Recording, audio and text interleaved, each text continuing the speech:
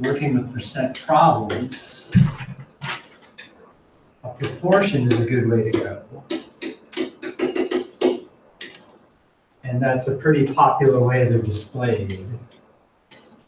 So some percentage given over 100 is equal to, one way to look at it is a part over a whole, because typically you start off with things like 10%, 20%. So the 10% is the part, whatever that value is, and the whole is the original. Sometimes I like to think about it a little bit different. Percent over 100 is equal to some new value divided by some old or original value. And so that can be another helpful way to think about it too. And so I'm just going to put up a couple of problems, and then you decide how you want to attack them, and then we'll check with neighbors and see how it's going.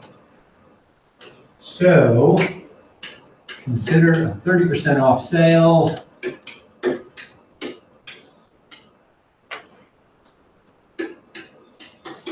What is the selling price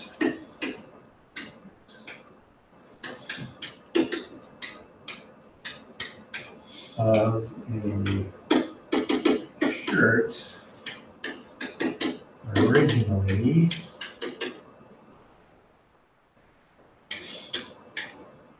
$80?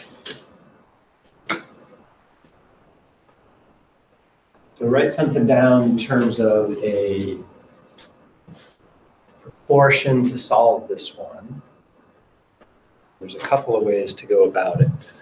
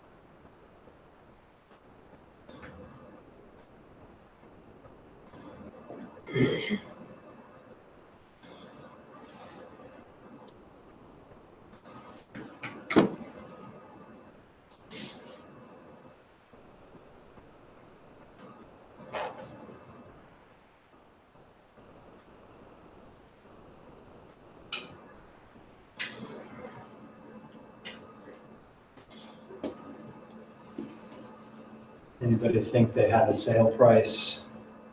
$56. $56? Okay. So a couple of different ways to look at it. If you take the 30% straight away, then you're going to write 30 over 100 for the percent problem. And then in this case, what we're trying to find here, that part, is that amount discount. So instead of just calling it the amount or the part, I'm going to be a little bit more specific and call it the amount discount. And it's always a good idea, I think, in proportions to be specific about what the numerator means. And then in the bottom, I have the original amount, which goes with 100.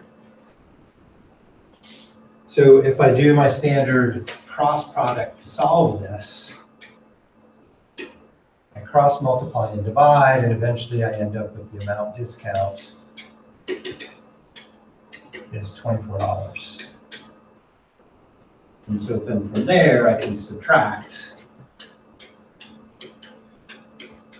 and get to $56.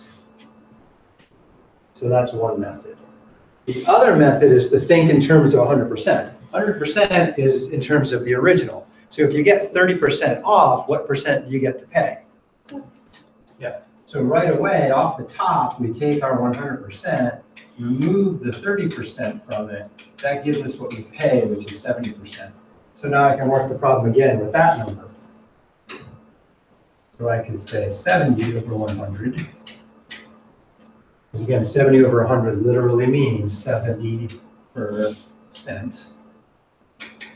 equals, in this case, that'll be the sale price over 80.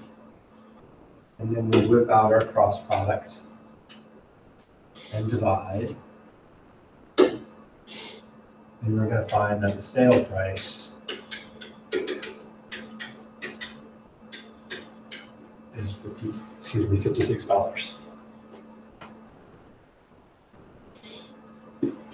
And there's benefits to either way. Subtracting after the fact is no big deal. Sometimes it's nice to know the amount of discount. In the second method, we skip finding the amount discount. And we can go back and find it by doing a subtraction, but we kind of skip over that. So they both have their pros and their cons. Questions on these two? Just feel warmed up? You look like it's Monday afternoon. You lack caffeine. All right. This next problem is a little more caffeinated. Much more exciting. So, again, 30% off sale.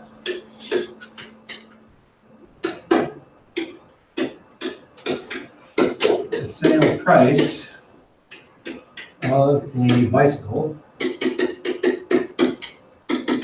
is $350. Question, what was the original price?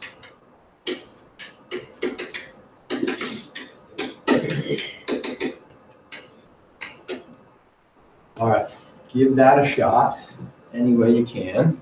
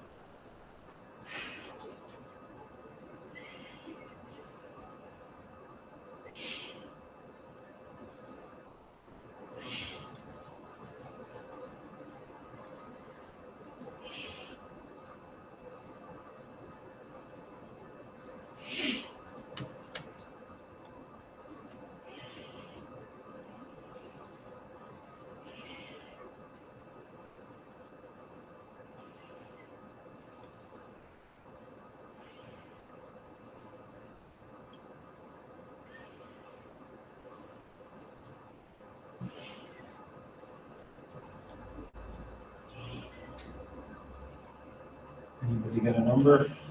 500. 500. Any other numbers?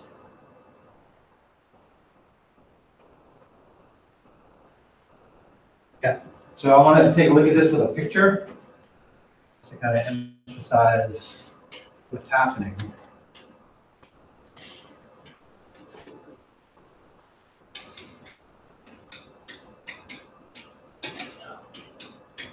So consider this rectangle here. The bottom line is going to represent percent. The top line is going to represent the amount.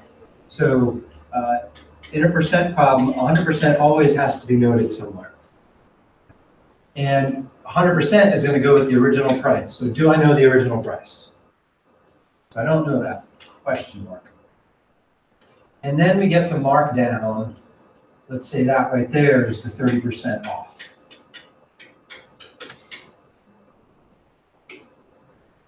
So that's going to take us down to what, 70%? And where does the 350 fit here? It would be in the 70%. Yeah, it is what, it's the same thing as 70%. So the 70% leads to 350. So this chunk of the bar here, we could call $350, or we could call it 70%. Those things mean the same thing. Okay? Do we know the amount of the discount? Answer is no, we don't know that. Do we know the original amount? We don't know that either. So if we think back to the other two ways to attack this problem, this first method right here is not going to work because we don't know the amount of discount and we don't know the original amount. So I can't apply the 30% backwards. I have to think with respect to 100%. So it turns out when we go backwards, there's no choice but to think with respect to 100%. So this picture right here gives an idea about how to set up the proportion. 70 to 100 has got to be the same as 350 to our missing number. I'm just going to write that out in terms of a proportion. I usually like to write my percent first.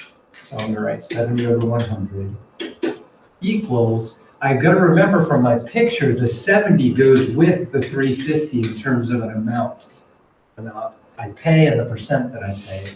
And so it's the original amount that's missing. And so I'll make that a note of that down there. So one way to solve this would be using our cross product on this. And so if we do our cross product and then divide, a couple of you already said, the original amount is going to come out to exactly $500.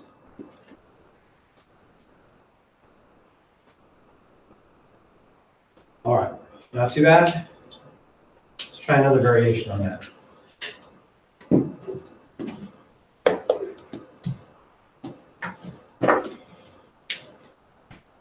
So like discounts, there's also markup sometimes. So let's say a store marks up an item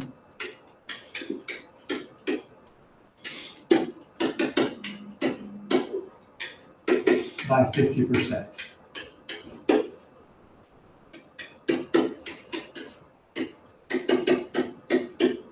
If the item sells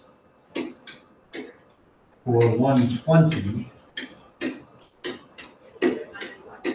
what did it cost?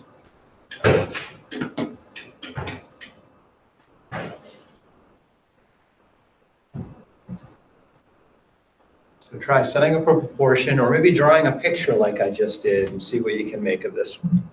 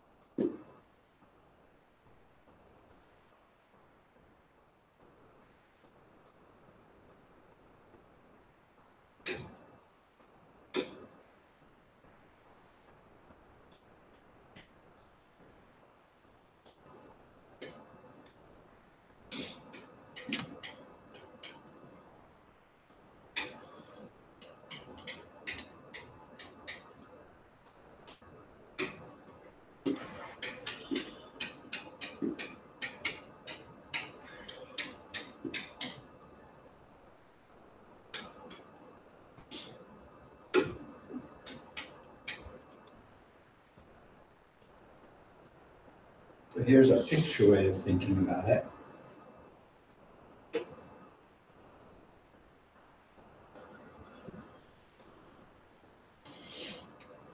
compare that in just a minute to the proportion.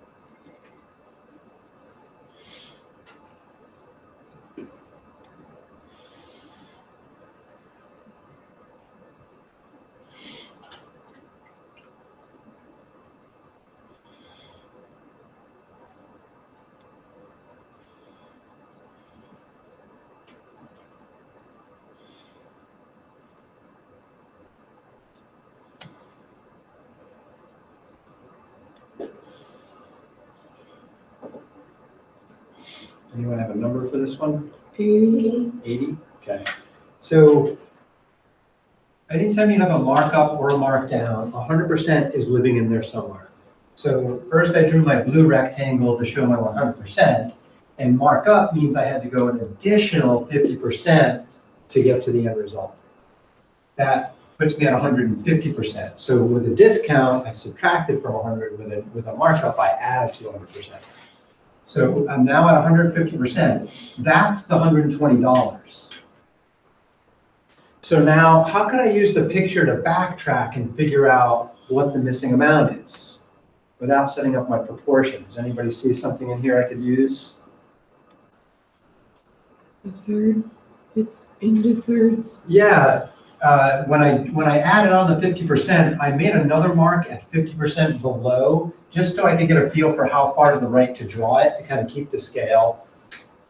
So 150% can be easily split into thirds, of which 2/3 of it is that 100%. So if we split 120 into 3 pieces, how much should each piece be worth? $40. Excellent. And now do I know how much the original must have been? Yeah, it's 2 of those 40s, or $80. So a lot of percent problems can be solved with pictures like this, unless they come up with messy numbers. So you can't just make up any couple of numbers and hope it'll work out nice with a picture, because it won't always. Notice here we have to divide by 3. What if 120 didn't go into what if 3 didn't go into 120 nicely like it does here? So it could get easily messy. You can't just randomly pick a pair of numbers and hope it'll work. So before I do the proportion here, let's back up to the problem right before this one with the picture I drew for it. How could we split up this problem to solve it based on the picture instead of whipping out the proportion and the cross product? So I'm going to redraw this with the given information.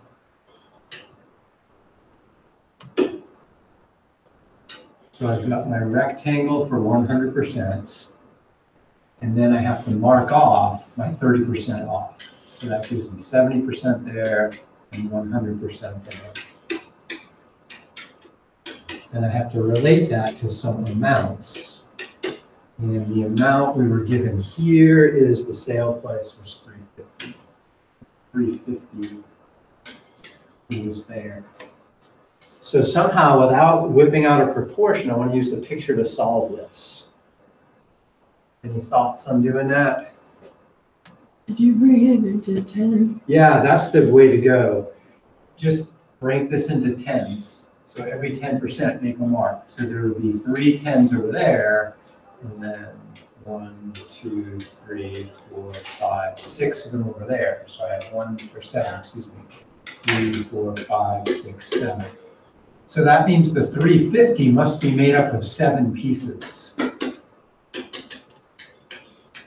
How much should each piece be worth? How do I figure that out? Yeah, just take 350 divided by 7.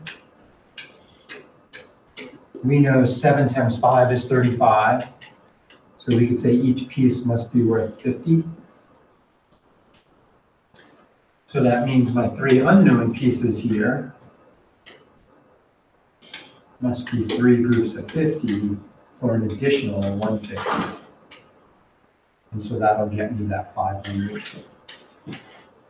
So a lot of problems can be broken down. Sometimes you have to be a little clever and say, okay, whereas here it just kind of naturally happened, we had to think a little more about this one, breaking it up by 10.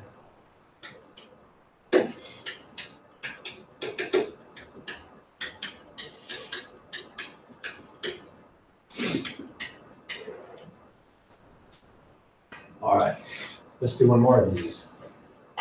Make sure everybody's got a real one. So this time what I want you to do is try and draw a picture first, and then after you draw the picture, see if you can make it work out with the proportion also, just to double check. So suppose we have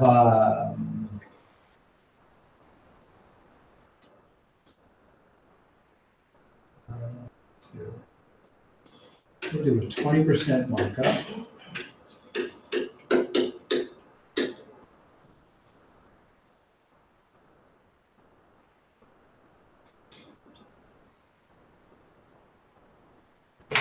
And let's suppose we have a selling price of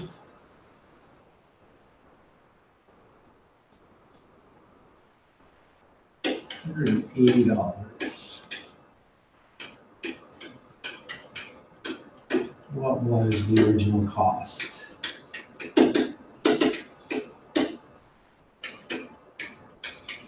So first try to draw a picture using 100% as the base and then increasing by 20%. And then try and set up a proportion.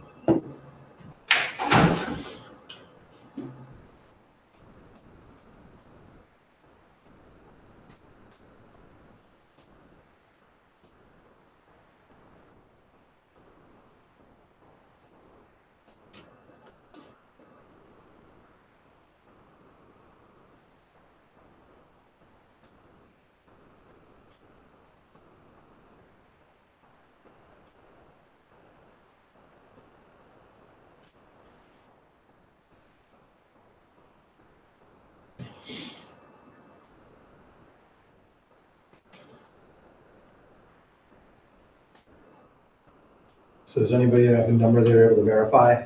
150. 150? Okay, so let's double check. So the first thing I thought about when I drew the picture was, is it easy to figure out how many 20s are in 100? And immediately I thought, yes, there's 5 of them. So I made my 100% with 5 as equal chunks as I could make them. Okay. You could write down what those chunks are if you want to make it easier. Sometimes that can help. And then I had to extend it to include my markup.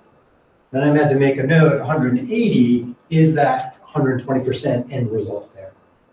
From there, I just checked, well, how many pieces do I have here now? Well, I have 1, 2, 3, 4, 5 for the original 100%, and then a 6th one for 180.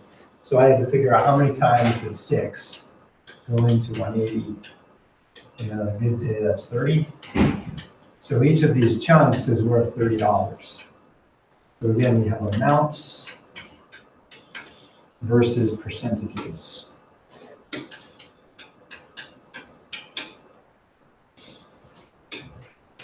And sometimes it helps to fill in all these details. Oops, sorry. 30, 60, 90, what's next? 120, and then the number I want, 150, and then I can confirm by adding another 30 to get the 180 to fill that in. When thinking about a proportion, it's not a bad idea to write what the numerators are supposed to be and what the denominators are supposed to be. So my numerators, I would probably set up this way. I would have the selling price in the top, or selling stuff in the top, and then the original in the bottom. Originally, I had 100%, selling off at 20% higher. So I had 120 to 100 for the percent fraction. And then for the dollar amount fraction, I know the new price is 180, and it's the missing number in the bottom that I have to find. And so I can find the cross product there.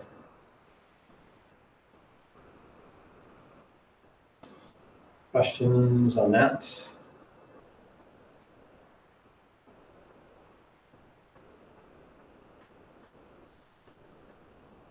All right. Cool. So pictures can be helpful playing with percent problems.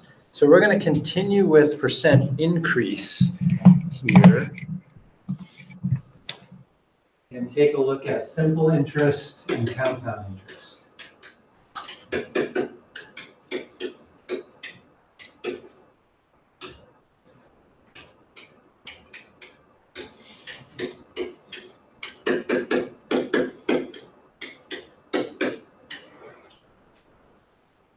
So the idea of simple interest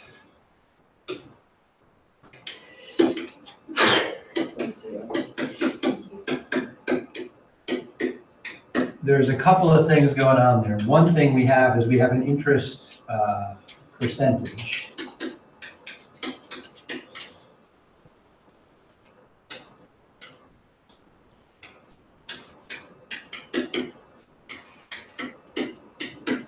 And we have an interest amount.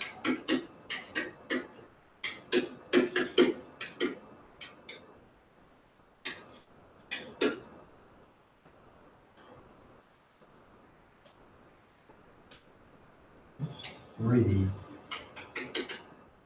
We've got time going on in there too. So to get the interest amount, let's call that A. The original amount is often called P for principal. The interest rate is usually called R. And then we've got T for time. So principal times rate times time is how we calculate simple interest. So suppose I started off with $100 and I had a rate of 5%. Zero there.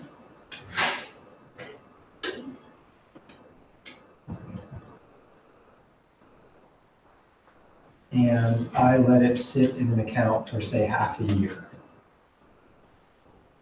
So a couple other notes. The interest percentage, a lot of times an annual percentage rate, APR, is a popular way to talk about the interest percentage.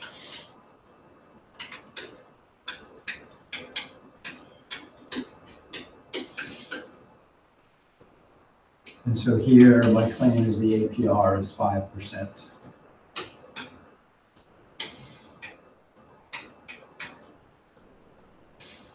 And anytime the rate is given in terms of a time period, that dictates how you measure time. If it's an annual rate, you have to measure time in years. If it's a monthly rate, time would have to be measured in months. If it's a daily rate, time would have to be measured in days. So like, did you ever get a credit card statement in and they talk about your average daily balance if you look at the fine print? When they do that, they also consider your daily percentage rate. So maybe you had a credit card APR of 12%. They would divide that by 365 to get your daily percentage rate. So we'll play around with that idea some more today. So the amount of money related to $100 at 5% for half a year would be what? Anybody get that? $2.50, yeah. Okay. So a similar idea to simple interest is the idea of a dividend. A dividend is an amount that is paid out to some investor, and it's usually based on a percentage. Okay, so a company might say, hey, if you invest in us, we promise you 5% dividends every year. So at the end of each year, they look at how much you gave them to help their business, and then they would give you a 5% payback. They just send you a check for it. Okay? Whatever you invested is still in the company. You just got some cash back because of that. Often what happens, though, is that interest amount can get reinvested. And that happens with like savings account, it happens with bonds, and another kind of thing called annuities, among other financial things. So what we're going to look at is how interest is reinvested.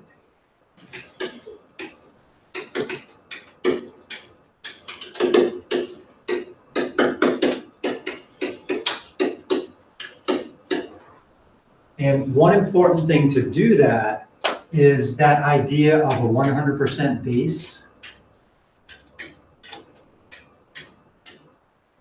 Okay. So let's just keep on simple interest for just a moment. If I have an APR of 5%, at the end of the year, what would my total worth be at percent-wise? Started with 100%, I get a 5% increase, so now I have what? 105%, yeah. So combining these together can also often be helpful. So that's going to be 105%, or as a decimal, 1.05. So it's often useful to throw the two of them together. And if we're reinvesting, that's even more important, because what happens is we calculate our simple interest.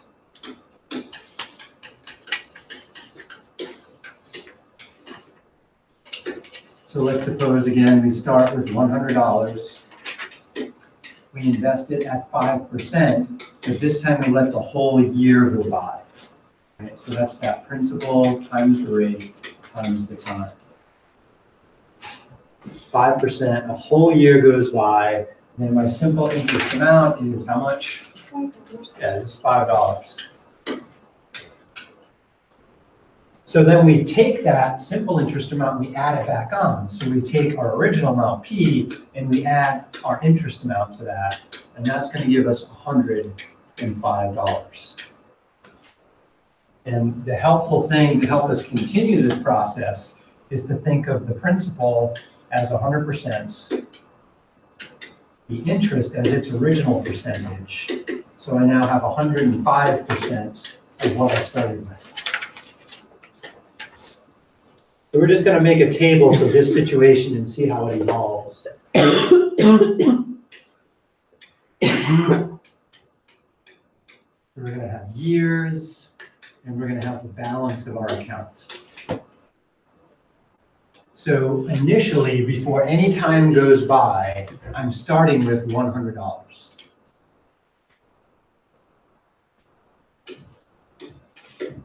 We're going to still let our APR be 5%, like we've been doing. And we just calculated on the previous page that after 1 year, my balance is now how much? $105. So now there's $105 sitting on the account instead of $100. So what I need you to do is calculate what's the balance going to be like at the end of year 2. I'm gonna have my husband just come get me. You're feeling pretty bad? Yeah. Okay. You're recording? I'm recording right now. Sorry. I hope you feel better. Thank you. You too. I'm getting better. It's just be a 1 or 2 day thing. I sanitized before I touch the system. That's not taking my chances. Thanks.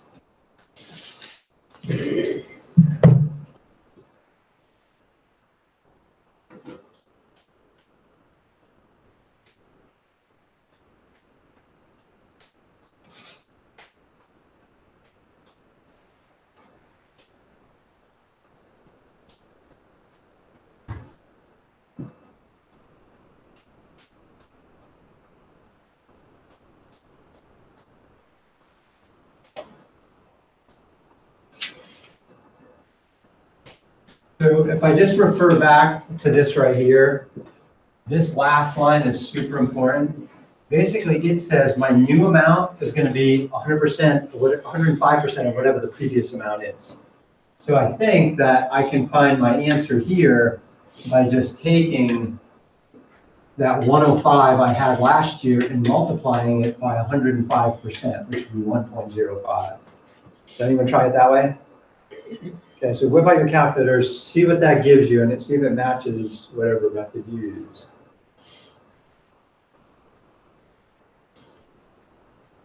Okay, how much does that give me, Ashley? 110.25. 110.25. So if this was just straight simple interest, you know, without that compounding, I'm just going to get $5 each year. But I'm reinvesting that $5, so my interest collects interest. So I'm a little better off. Instead of just having $5 more like from the first one, I now have $5.25 more, which that's good. And this is just going to keep building over time, kind of like rolling a snowball in the snow. It keeps wrapping around itself, adding more. You get a snowball, the more it gets to wrap onto itself. All right, how do I figure out what's going on in year 3? And you do the same thing. Yeah, I can take a previous 110.25 and multiply it by 1.05. So that's kind of a quicker way to come up with the answer.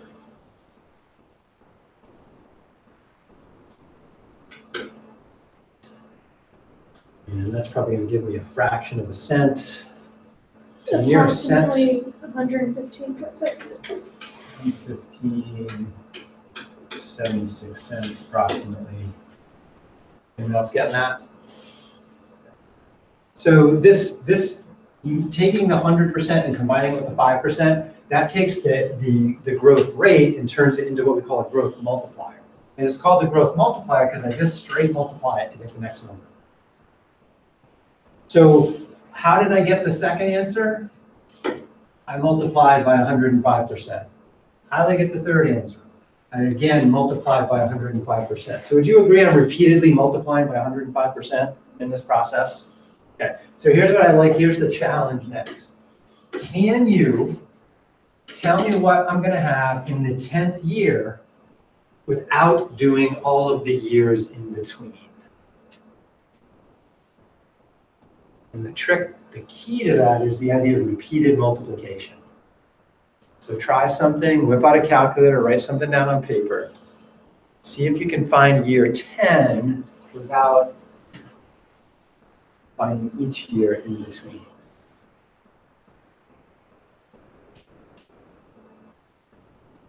And then I'm going to show this on a spreadsheet. We haven't done any spreadsheet math this quarter, have we? Definitely need some spreadsheet math.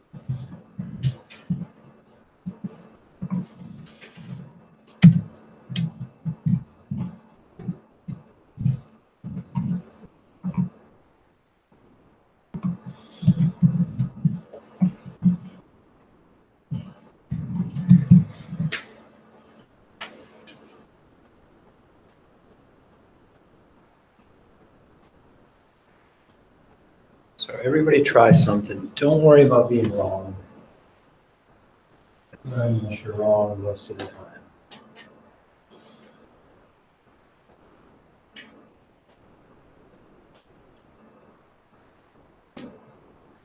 So what does repeated multiplication mean in math? To the power. Yeah, to the power, right? So this we have to figure out, well, what power? And one way to figure that out is just to look at the table here. To get to year 1, I had to multiply by the original 1.05.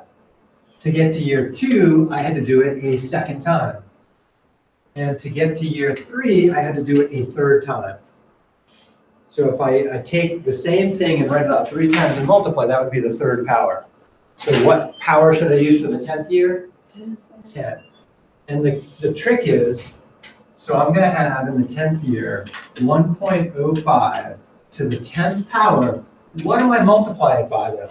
100. Yeah, 100 is the starting point. Beautiful. Yeah. So that, whatever that comes out to be, should be the answer. And I'm going to check that in my spreadsheet next. So I'll show you 2 different ways to look at this in a spreadsheet. But I just want to keep emphasizing the power of using 100% as a base for percent increase or percent decrease. It can really let you solve problems that are hard to do otherwise. All right, so check out my spreadsheet here. So usually when I make a spreadsheet, if there's initial information, I kind of like to type that off separately. Not mandatory, but it's nice, especially if these numbers need to get reused. I didn't type the $sign there. I just typed a 100 and told it to give me currency as format. Down here, there was no need for me to retype 100. I just said refer back to that cell right there using a cell reference. Just a reminder about cell references.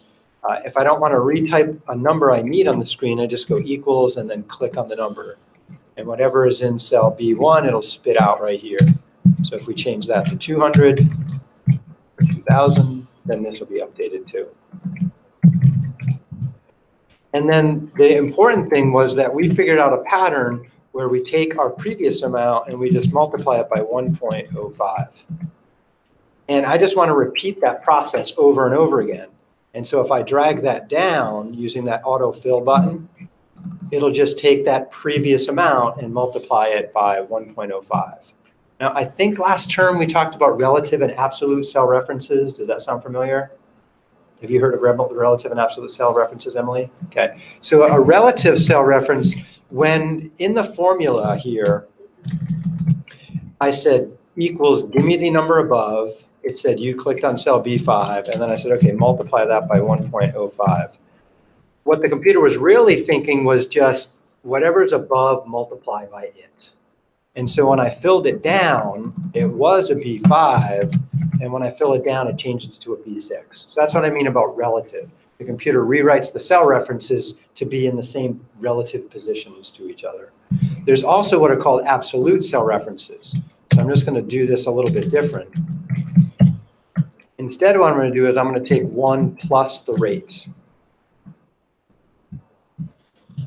And I'm going to get the same answer. 1 is 100%, and the computer is going to convert 5% to 0.05 for me. Now, here's the catch, though. In this formula right here, I always wanted to take the number above to give me the next value to calculate. So that's relative. However, the interest rate is always in the same cell. That's what I call an absolute reference. So if I try to fill this down right now, the computer is going to do exactly what I tell it and screw things up. It's going to shift that B2 to a B3 because I filled it down 1 row. So the trick there is to tell the computer, don't mess with my interest rate. And to do that, since I'm filling it up and down, it's going to want to change the row number. I put a $sign in front of the 2. That says don't touch the 2 when I move this to another spot. So now if I fill it down, it's going to change the B5, but the 2 is untouchable now. So when I bring it down, let's say 2 cells, now this is B6, B2 is stuck. This is B7, but B2 is stuck. Okay? So anytime I make a formula with other cells, I have to decide, do I want it to change based on the position I move to? Like, do I always want the number above or always the number to the left? And then, is there any number that's fixed in its position? It's always going to be grabbed from the same spot. Okay. If I was going to shift this formula to the right, where would I put the $sign, do you think? Between the B and this. Yeah, right before the B here, I would put it. Yeah, so if this was going to go to the left, I would say don't change the column letter because my interest rate is in column B, not column C. Because if I move that to the left, it's going to move the formula over because I didn't put a $sign in front of the C. It's touchable when I move it. So if you move a formula left and right, the computer's going to try and change the row number to stay in the right relative position. If you move it up and down, it's going to change the, did I say that wrong? It's a column letter left and right, row number up and down. So fill down some of these so I can get 10 years. And then here I'm basically giving it a formula that says keep adding another 5% on to whatever we had before. And so hopefully with the exponential version, you get 162.89. Anybody get that? Yeah, you get that? Okay. Oh, I bet it does. Let me see. What do you got? Well, I got a little studio. $5 calculator? Oh, you're right. It doesn't. And I don't think it, oops. Is that an iPhone? Yeah. It does do exponents if you turn it sideways. Then you've got the, what's the X to the Y key? Yeah, so you would This have one? to do, yeah, so type the 105 for 1.05 first, and then hit the X to the Y key, and then type your 10 to the power equals, and then go times whatever the original output was. 62.89. Yeah, so I've said this before, I love my iPhone, but the calculator sucks. It's like a calculator from the 80s with a few extra buttons. You really have to know the order of operations well to make it do what you want. And even then it can be pretty tricky or impossible. All right, so I'm just gonna do this formula again. So since this formula here, every cell depends on the previous cell. Remember the recursive formulas we played with way back in Math 211? This is one of those. If this is the only way I know how to do it, I have to fill in every year from the 3rd year to the 10th year to get that number. And sometimes that's okay. But in this case, I have an alternative formula. Because we just realized that repeated multiplication is an exponent. And so I just take the base amount, 100, multiply by my 105% decimal form, and then raise it to the power how many years have gone by. And then I fill that sucker down, and I should get pretty much the same numbers. Format as dollars and cents. So everything matches up here now. Okay. And some days it makes sense for me to use the formula using the number above, and other days I have a reason to do it this way. And they both have their pros and their cons. Okay. All right, let's do another problem like this. That was exciting, wasn't it? Relatively. So you're doing the apps, so you. Yeah, the $sign. Yeah, Yeah. so if you just had it like, they're 5% in a random square. Yeah. If you make all stick, Put a $sign. like if you put a $sign between the B and the 2, Mm-hmm. does that mean it'll always come from B2 even if you? Oh, so if I pick up this and put it somewhere else? Yeah, like if you put it in F. Like, Yeah, so if I pick this up and move it, it should redo all the formulas to match. Oops, that's not, I didn't want to make it that far. Suppose I put it right here. So it should redo these to say, okay, you're over there now. Yeah, which is pretty nice. In the early days of spreadsheets, when they first, and actually, they've been doing relative and absolute cell references pretty much since they came out, but that was not available like in the first couple of iterations of spreadsheets way back. But it is nice that, yeah, you can still move things around. Every once in a while, you try to do something like that and it fails and you get a reference error. Say, hey, what happened? Like, for example, right now, if I were to delete column D, it's going to say, what? Where's my reference? It lost it. So you can make it go bad, but you got to work at it. Put it back in. All right, back here. So that's the basics of compound interest. But the catch on compound interest is the idea of compounding periods. So generally, APRs are the popular way to do things. Our societies are pretty fixed in these yearly events. A year is a big deal. So you're almost always going to start with an APR. But sometimes it makes sense to check the interest in different time periods.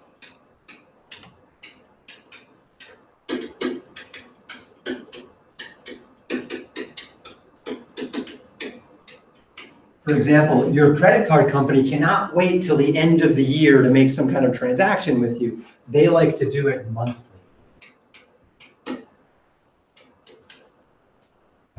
On the other hand, sometimes you use your credit card a lot, so your balance changes maybe daily. So they might need to look at what's going on daily. So for different periods, it could be monthly, it could be every day, you could have daily compounding, you could have weekly compounding. Any time period that you can think of, you can work with. So then I have to think, well, the catch though, is that the APR depends on a year. So if I'm going to collect interest every month, I have to consider, well, how many months are there in a year? So there are 12 per year, right? How many days in a year? Technically, it's like 365 and a quarter, although there's financial regulations where banks can use 360 if they want to, because that's saying there's about 30 days in a month, and there's 12 months in a year. 12 times 30 is 360. So that's actually a legal number to use instead of 365. But that's a whole nother story. Weekly, 52 weeks in a year. So sometimes we have to break up how we do the interest. So let's consider just a simple example where we have an APR of 12%. And remember, the A there means annual. So then all of a sudden I have to figure out, well, what do I do in 1 month then? Well, if you think about the idea of simple interest, that's a 1.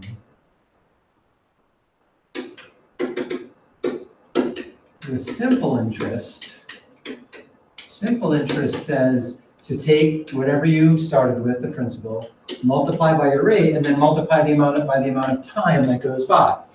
Okay, so let's simply do our $100 again.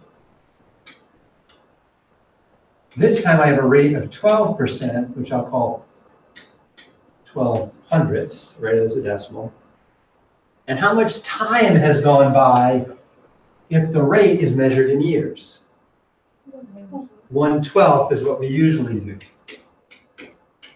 That's the simple way to look at it.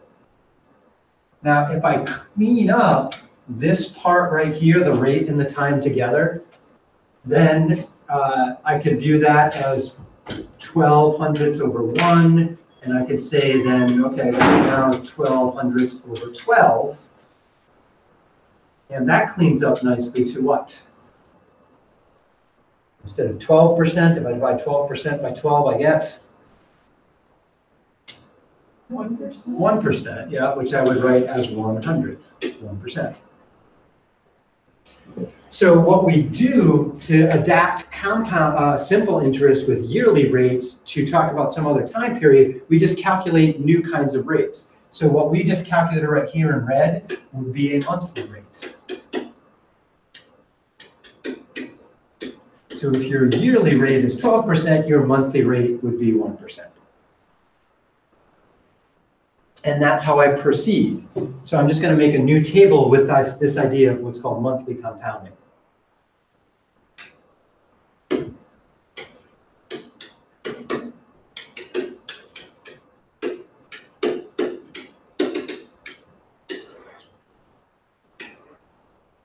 So instead of counting years like I was doing before, I'm going to count months. And I still want to consider what is my balance. 0 months, I'm starting off with $100. And then the question is, what happens 1 month later? So what's my amount of increase here? I'm sorry, my percent of increase here for a month? 1%. That's just 1%. So then the calculation would be to, well, take your initial $100 and multiply it by 1.01, right? 1 to be 100 where you started from, plus the 1% increase. So we're just going to get $101. But the cool thing about this idea of using 100% is I'm just going to keep multiplying by 1.01. So in month 2, I'm going to take that $101 that I now have in my account, and I'm going to again multiply that by 101%. Which is going to give me another dollar and a big old 1 cent. So now I have $102 and 10 cents, 1 cent. Did I get that right? Is it now easy for me to skip down to 12 months later without calculating what's in between? Help me figure out how I do that. I started with $100. What's my growth multiplier? 101%? Yeah, 101%. And how many months have gone by? 12. So I would just raise that to the 12th power because I just need to keep repeatedly multiplying by my growth multiplier. So if somebody could help me out, what is that to the nearest cent? 112.68. 112.68. So if it was just simple interest, like a dividend where they just send me money each month, they would just send me $1 a month, right? But since I'm reinvesting that each time, my interest gets to build interest. So I'm 68 cents better off. Now that may not sound like a big deal, 68 cents, whatever, who cares? But just think if I invested more than $100, or if I leave it in for more than a year. That gives my interest more of a chance to build more interest. Okay. So it ends up being a big deal. So there's a couple of different versions of this formula that we can work with. I'm going to write down the more complicated one because it's the more common one. And I'm going to call it the compound interest formula.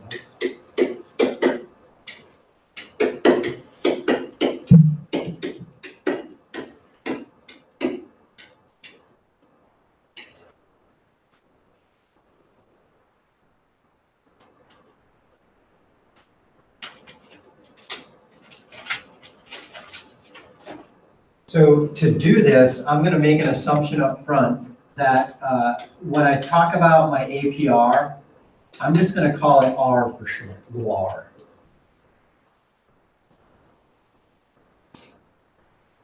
Now, it could be I'm compounding yearly, but I could be compounding monthly, or I could be compounding daily, or I could be compounding weekly, right? Or every second maybe.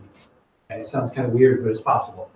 So the first thing we do, if you think about order of operations, is we take whatever APR we're given and we split it up based on how often we get interest. So the number of compounding periods is usually called N. So I'll just make a note. N is the periods per year.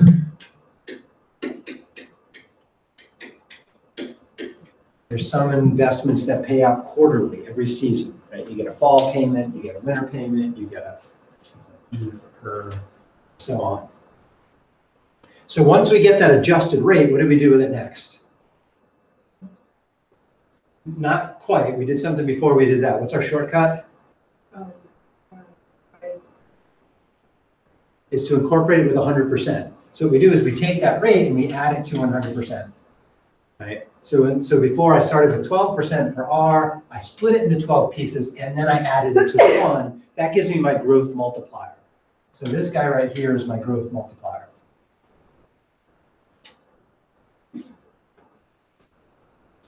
I need to multiply that by my principal eventually. But before I do that, I got to calculate my power. Now the power is the total number of periods. So one way to think about that is to let t be the number of years, and then multiply that by how many times a year you collect interest. So I'm going to add a few more definitions here. T is the years gone by. P would be what's called the principal.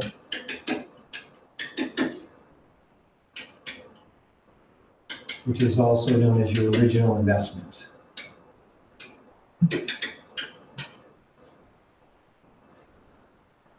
And I underlined those. I'm going to take the underline off.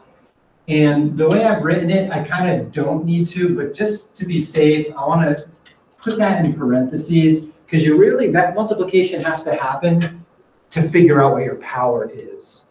And a common thing is when we type it in the calculator, we forget that we have to group that operation together.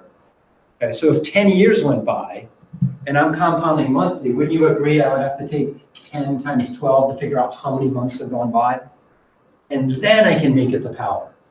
Okay, so technically I don't need the parentheses when I write it on paper, but when it hits the calculator, gotta have it. And that's how I calculate the new amount. I'm gonna call that A for new amount. Okay. But important things in here. R, that's an APR, annual percentage rate. If I have an annual percentage rate, then I often have to consider how many periods are in a year. Then I have to reapply that to figure out how many times to use that new growth multiplier in the base. So I'm going to give you a new problem, see if we can apply this formula to it. And we'll check it out on a couple of different calculators to see if we can get the right numbers. So let's suppose we have an APR of 3%. We're going to compound monthly.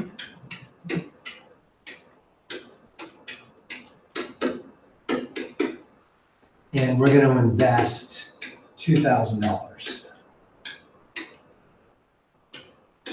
So I want to know, what is this worth in 25 years? All right, so see if you can use that formula we had up there. You got all the information you need here. What's the value in 25 years?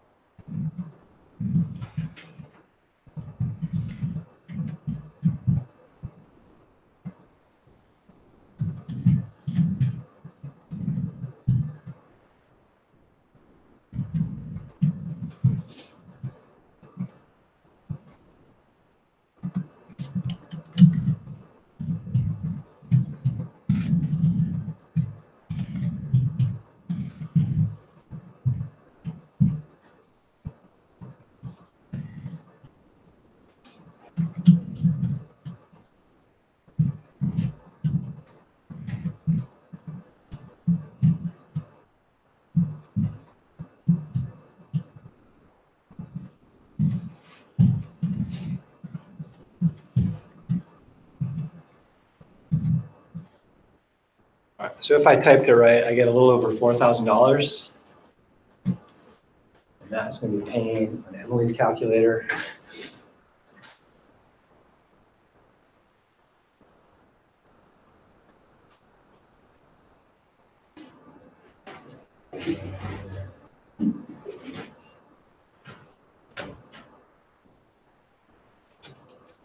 Nice. This maybe come out okay? My calculator died. Oh, no. Okay. So I typed it into my Google spreadsheet here. I'm gonna just type it into my Google calculator, which Google search engine is essentially a calculator. So I would type my 2,000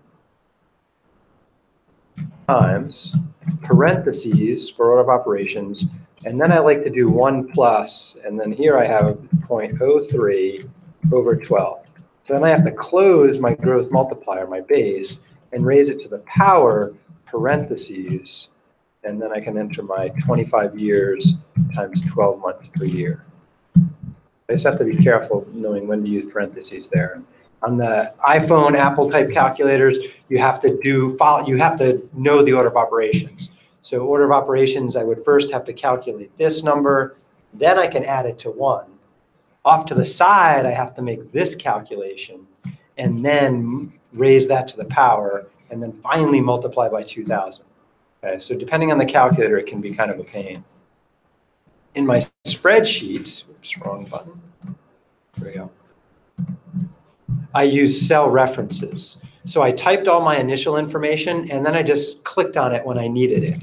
And so I'm going to redo that and then see if we can figure out how to make this apply to other cells. So I want an equal sign to do a calculation, and then I want to start with my initial investment and then multiply by parentheses. Now, algebraically, sometimes we just put a number next to a parentheses and we know it means multiply, but a lot of times computer systems don't know that, and you have to explicitly tell it to multiply. Otherwise, it'll be like, what? What am I supposed to do there?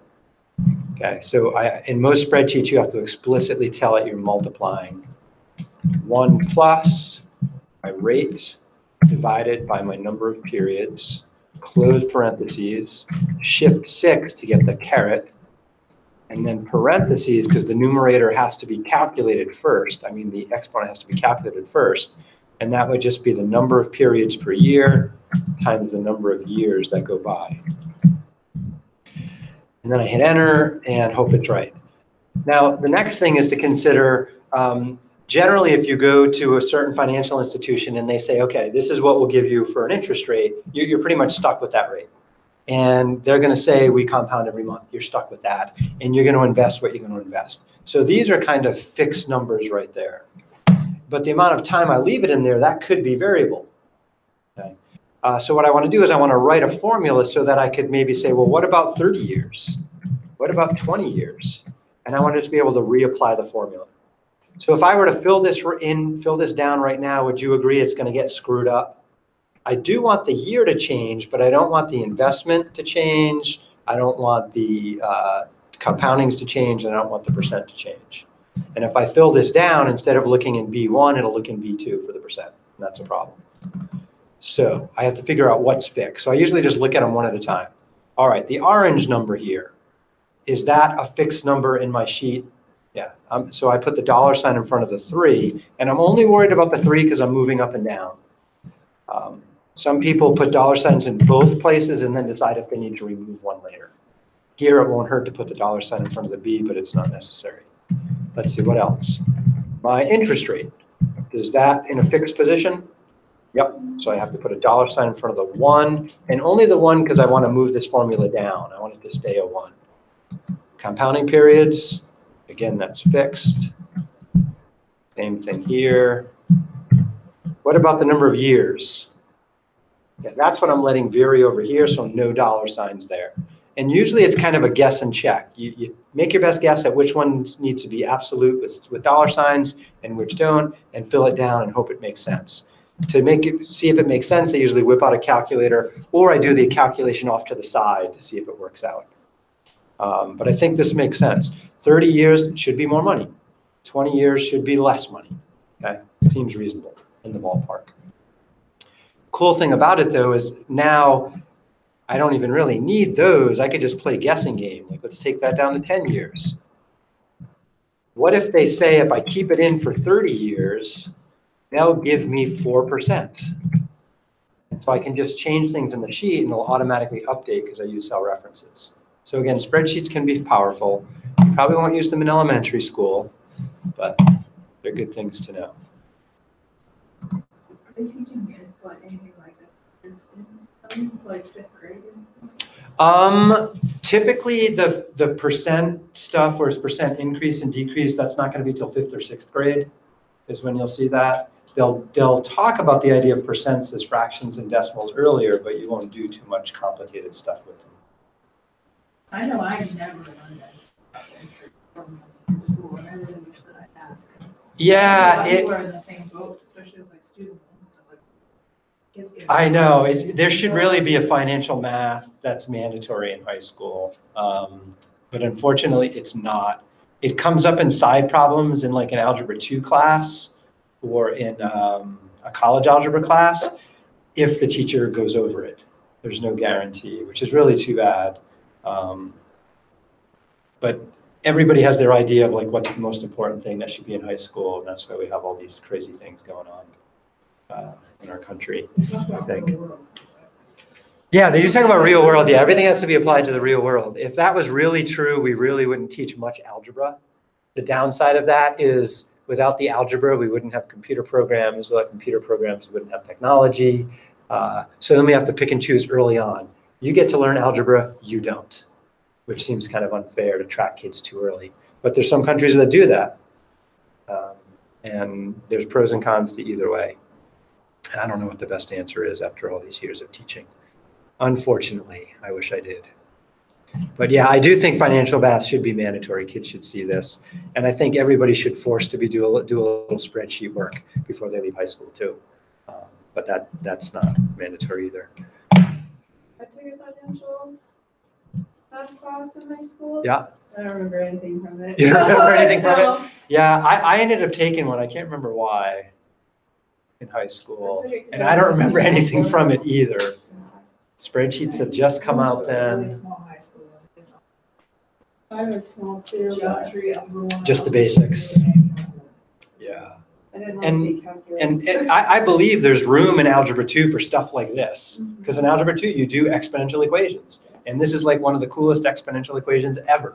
Like, why wouldn't you cover this? I don't know. It's interesting. All right, we had a pretty heavy day today with percents. Let's stop here.